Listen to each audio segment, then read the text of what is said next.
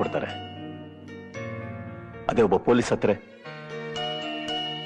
ತಲೆನೇ ಕೆಡ್ಸ್ಕೊಳಲ್ಲ ಅಂತಾರೆ. ಇದು ಬದಲಾಗ್ಬೇಕು. ಅವ್ರು ನಮಗೋಸ್ಕರನೂ ಕಣ್ಣೀರಿಡ್ಬೇಕು. ನಮ್ಮ ಹತ್ರ ಬರೋ ಜನಗಳಿಗೆ ನೀವು ನಮ್ಮವರು ನಾವು ನಿಮ್ಮವರು ಅಂತ ಬರೀ ಮಾತಲ್ಲಿ ಹೇಳೋದಲ್ಲ, ಕೆಲಸದಲ್ಲಿ ತೋರಿಸ್ಬೇಕು. ಒಬ್ಬ ಪುಡಿ ರೌಡಿ ಬಾಂಬೆ ಬಾರ್ಡರ್ ಕುತ್ಕೊಂಡು ಕರ್ನಾಟಕ ಪೊಲೀಸ್ ಅಂದ್ರೆ ಚಿಲ್ಡ್ರೆ ಬಿಸಾಕ ತಕ್ಷಣ ಬಾಚ್ಕೊಳ್ಳೋ ಭಿಕ್ಷಿಕರು ಅಂತ ಅವನು. ಇವತ್ತು ನಮ್ಮ ಡಿಪಾರ್ಟ್ಮೆಂಟ್ ಬಗ್ಗೆ ಮಾತಾಡೋನು ನಾಳೆ ಬೆಲ್ಗಾಮಲ್ಲಿ ಕುತ್ಕೊಂಡು ನಮ್ಮ ಭಾಷೆ ಬಗ್ಗೆ ಮಾತಾಡ್ತಾನೆ.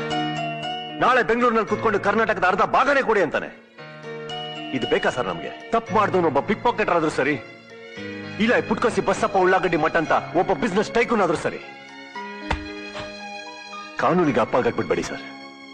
ಆಗ್ಲೇ ಜನಗಳ ಮಧ್ಯದಲ್ಲಿ ಒಂಚೂರು ಮರ್ಯಾದೆ ಸಿಗೋದು. Okay Ajay Kumar, go ahead.